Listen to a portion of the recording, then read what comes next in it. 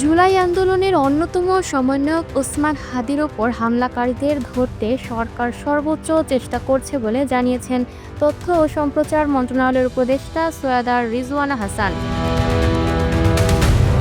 রোববার 14 ডিসেম্বর সকালে সচিবালয়ে মন্ত্রণালয়ের কর্মকর্তাদের সঙ্গে মতবিনিময় সভায় সাংবাদিকদের প্রশ্নের জবাবে তিনি কথা বলেন। নির্বাচনের ভিত নড়বড়ে করতে আক্রমণ করা হচ্ছে মন্তব্য করে রিজওয়ানা হাসান বলেন, সরকার যখন নির্বাচনের দিকে যাচ্ছে তখন ভীতিকর একটা পরিস্থিতি সৃষ্টি করার অপতৎপরতা শুরু হয়েছে। মানুষকে ভয় দেখাতে এটা করা হচ্ছে, কিন্তু নির্বাচন ঘোষিত সময়ই হবে।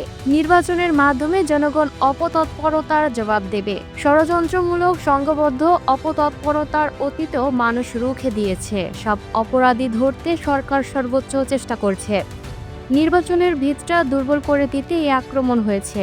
16 বছরের স্বৈরাচারী শাসনের যে ফ্রুটপ্রিন্টটা রয়ে গেছে সেটার কিছু কিছু আউটকাম রয়েছে। বাংলাদেশের পক্ষ থেকে সব সময় এ ধরনের আক্রমণ প্রতিহত করা হয়েছে। সরকার জনগণকে সঙ্গে নিয়ে এ ধরনের হীন, কাপুরুষিত ও চক্রান্তমূলক আক্রমণের জবাব দেবে, যোগ করেন তিনি।